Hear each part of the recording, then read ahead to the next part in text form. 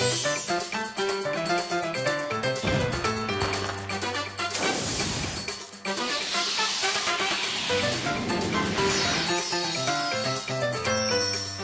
this episode of Dolce Vita, enjoy a hassle-free weekend getaway.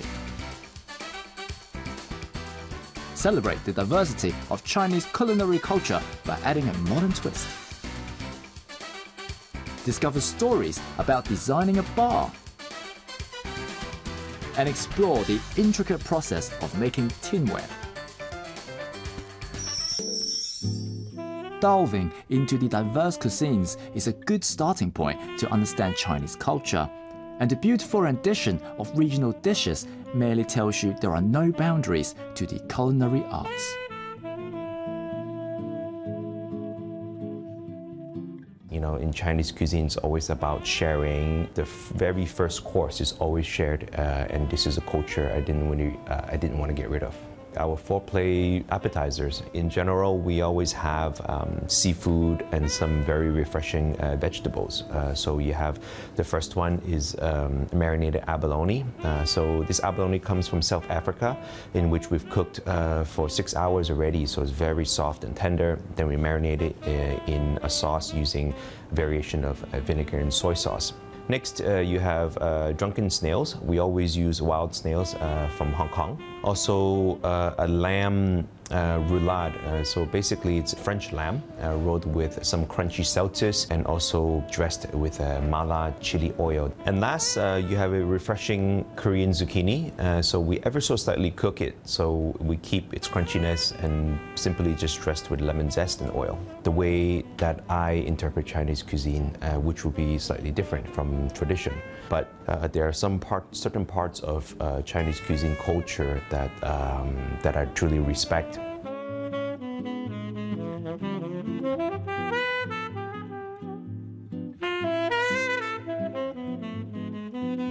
I think soup in Chinese cuisine is very, very important. Unlike European or French cooking, we always have generally some form of a thick soup, whereas in Chinese usually is full of flavor, but it's more of a broth soup, usually very nourishing, good for your body, and is very punchy. This seafood soup paired with king crab using variations of crab. I paired it with a white pepper and also the meat of king crab, and so the idea is every spoonful needs to be quite impactful. This chilled 4-plate appetizer is perfect for sharing. Each dish is very unique, but if I had to pick my favorite, it would be the mala lamb belly. The lamb belly is from France, along with the saltus and dressed with their house-made mala dressing. It's very appetizing and very flavorful. Whether it's French cuisine or Chinese cuisine, soup is a very important part of any course meal. Like this King Alaskan crab with white pepper soup. It's very warm and it's really good for any upcoming savory dishes. And the crab is very sweet and delicious, and the white pepper gives it a little bit of spice, which makes it really pleasant and soothing to eat.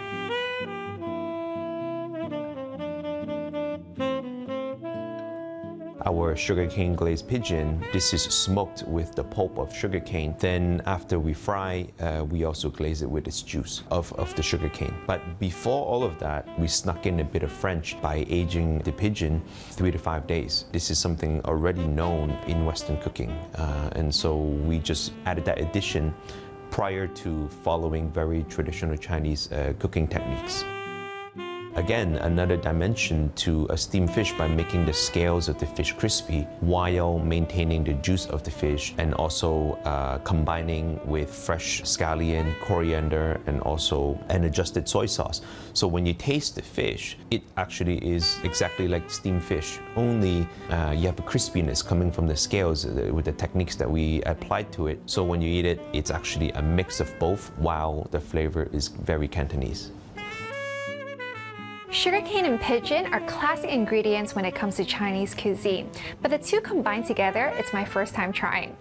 The pigeon is crispy on the outside, tender and juicy on the inside. It has this slightly sweet flavor from the sugarcane, which makes the aftertaste very unique. Fish is actually my favorite seafood, whether it's Chinese steamed fish or French sole meunier. The fish is full of flavor and is very delicate, just like this crispy tile fish. The skin is really crispy and inside the meat is very soft.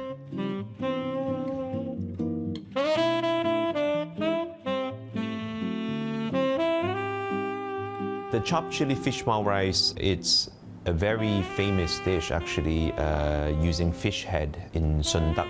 And duck jiu is a type of fermentation that we also imply in Western cooking. It was just natural for me to combine or try to create a dish, some form of a dish that was full of collagen and also the acidity and the spiciness coming from this fermented chili. I love to use Chinese luxurious ingredients. I think the best representation of Chinese luxurious ingredients that would have probably been equivalent to caviar and truffles in Western cuisine is dried seafood. And my favorite out of them all is fish maw. For me, the fish maw is very much like the skin of a fresh fish, only it comes with different levels of prestigeness. And so I combined them together and created the chopped chili fish maw rice.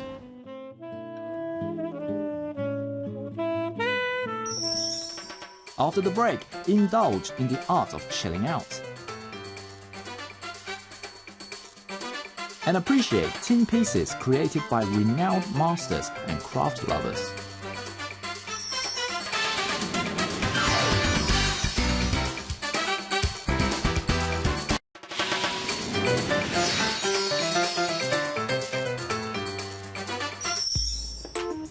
Stressful things happen to us throughout the day, and we just gotta find our way to unwind and de-stress. Some people like to exercise, some people like to go to the spa, other people like to have a drink or two at the bar. Yeah, of course. People around the world love to get together after work and socialize at a bar.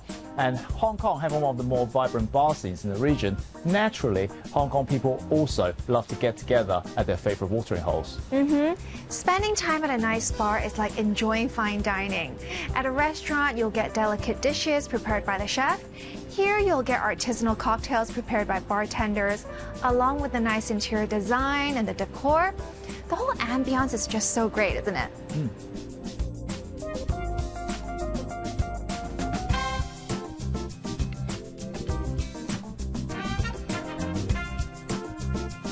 So about this bar, what are the three most important aspects that creates the classic European style? It's a modern twist of classic style with contemporary elements, which I call old and new.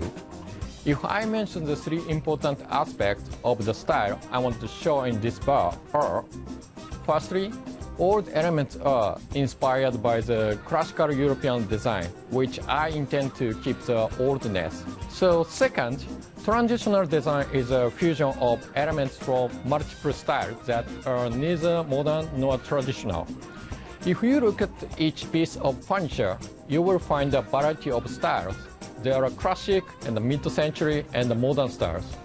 By mixing and styling these pieces, the space will become a new look. Last, an unusual combination of materials creates a contemporary mood within a classic.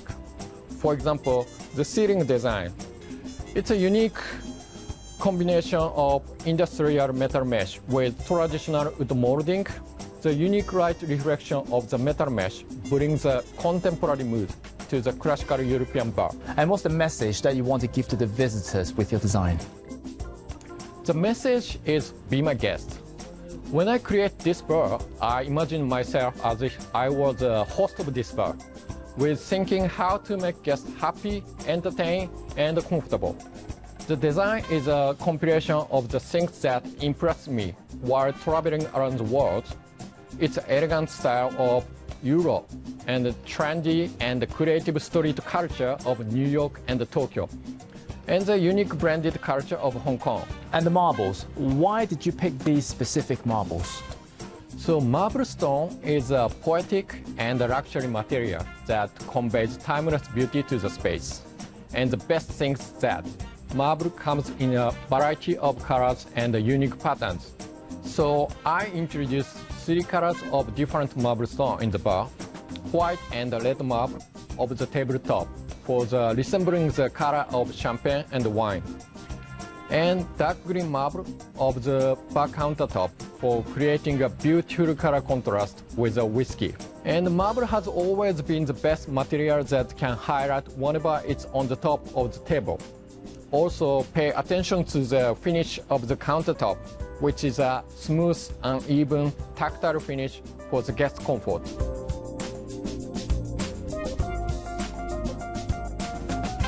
What is the inspiration behind the gentleman and ladies' corner?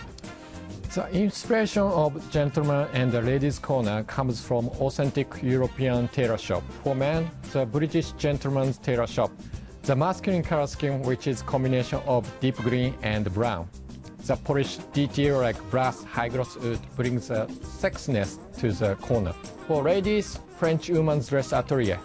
The French striped wall covering and deep blue velvet sofa and the eye-catching artworks, which is a unique painting by Japanese artist Ryuma Imai. His signature painting of the animals and the folks with a theme of nostalgic Hong Kong in such colorful and organic shape gives an elegant touch to the space with humor and Instagrammable arty corner. So how does the design of this bar match with the artisanal cocktails here? The inspiration of the bar comes from Rick's Cafe in 1942 classic film Casablanca, which is a favorite film of the owner of this bar. So the name of signature cocktail comes from the film, such as Time Goes By, theme song that's sung by Dooley Wilson, and We Will Always Have Paris, the memorable line by Humphrey Bogart.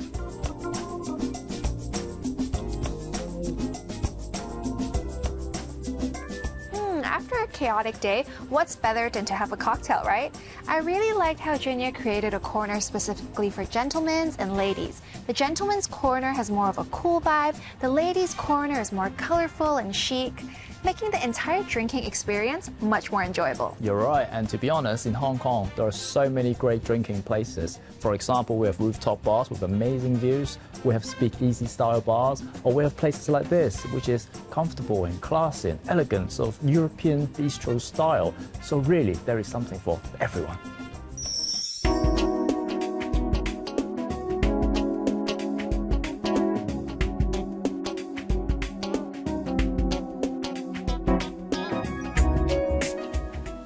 Impression of tin would be like the cookware you might bring to camping or the metal cans that food comes in.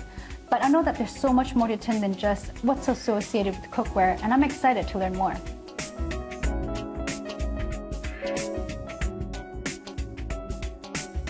Hi Eve, can you tell us about the techniques behind making tin products? Tin is actually a very special metal. It is a metal, but it is also soft. Traditionally, there are three types of techniques that we can manipulate tin. First of all, we can cast tin, which means we can reproduce the tin in the same format. Okay. Secondly, we can use just a hammer to sink and raise the tin, and then can make into bowls and bottles. Thirdly, nowadays we can use the help from machines, so we can also press the tin. Wow, so you can just make it into any shape you want, pretty much. Yes, exactly. Okay, that's really cool. Now I see this is like a beautiful exhibition. What's the inspiration behind that? Personally, as a craftsman, I love collecting different metalwares. Since tin is actually pretty popular back in 100 years ago, nowadays it's being replaced by many other materials. So I hope through this exhibition people can come and see and rediscover tin as a form of art, and also they can use this art at their home, use as daily wear. Okay, that's pretty cool. Now I see that there are many pieces here. Where are they all from? They're actually from all over the world. Some of the items are from Japan, from China and Europe. Apparently they look very different. Actually they're representing their own cultures. For European style, obviously you can tell they're from Europe. It's more masculine and more flowy. And for Japanese items, for example, sake is a culture that Japanese drinks a lot. So they use a lot of the tin products to drink with sake together. Oh, I see.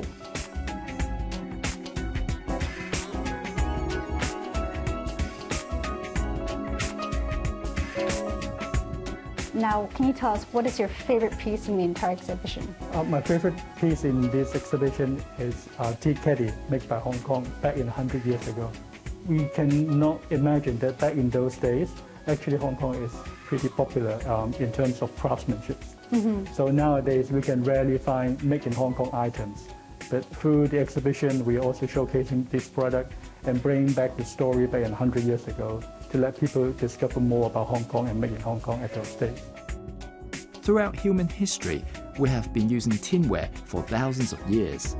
Besides its characteristics of being acid and rust resistant, as well as free of poisonous substances, tinware remains popular because of its crafting process.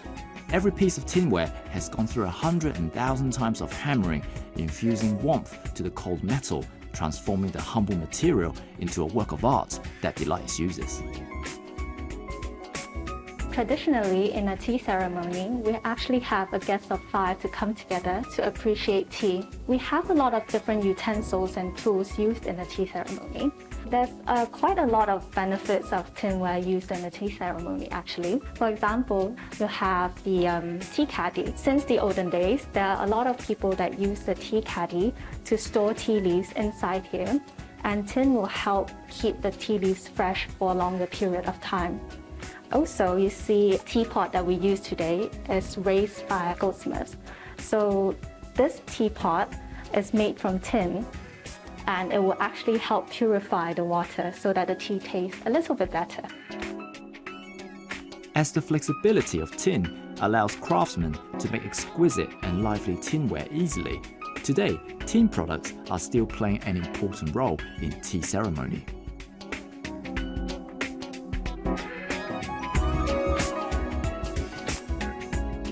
I love tinware, especially handmade pieces, because I think they're just beautiful and exquisite, and every handmade piece has its own little story to tell, especially with its little imperfections. I think that's what makes them so rare and one of a kind. That's all the time we have for this week's episode. If you enjoyed what we've introduced and want to find out more, simply check out our program website.